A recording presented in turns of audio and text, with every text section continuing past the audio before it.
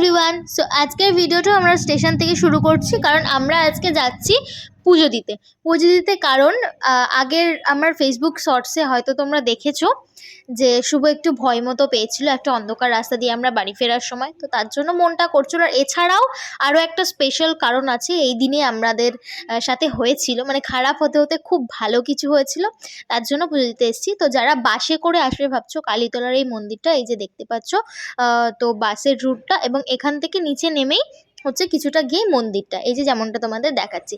এই মন্দিরটা এমনই একটা মন্দির যেখানে তোমার কিছু চাওয়ার মানে পাওয়ার নেই তোমার কিছু, তবুও তুমি বারবার ছুটে আসবে, সামথিং কিছু একটা ফিল হবে।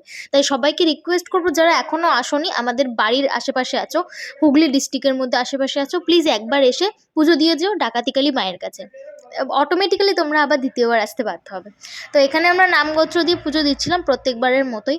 এই যে তোমরা মাকে দেখতে পাচ্ছ, সত্যি কথা বলছি এত ভালো লাগে, এত শান্তি লাগে, মানে নতুন করে কিছু বলার নেই। যাই হোক, তো শুভর ওই ভয়টা কাটানোর জন্যই আমরা সামহাও এসেছিলাম, একটুখানি ভয় পেয়েছিল। এছাড়াও আজকের দিনে যেমনটা বললাম একটা স্পেশাল কিছু ঘটেছিল। তো এখানে আমরা মাকে দিয়া, মোমবাতি, দিয়া, তারপরে হচ্ছে ধূপ, এই সমস্ত কিছু আমরা দেখাচ্ছিলাম আর কি, এবং মাকে বলছিলাম যেন সবাইকে ভালো রেখো। আর যারা এখনও আমাদের চ্যানেলটাকে সাবস্ক্রাইব করোনি, প্লিজ সবাই একটুখানি সাবস্ক্রাইব করে দাও, কেননা খুব তাড়াতাড়ি আমাদের 1K ফ্যামিলি মেম্বার্স হয়ে যাবে। তোমরা যদি একটুখানি সাপোর্ট করো, তো এই বছরের শেষ হওয়ার আগে আগেই। আর কি, আর এই তো তোমরা ব্লগটা দেখছো, কেমন লাগছে তোমাদের ডেফিনেটলি বলো। একটু পুজো দেওয়ার একটা ব্যাপার থাকে, তো সকালবেলা আমরা দুজনাই না খেয়ে এসেছি।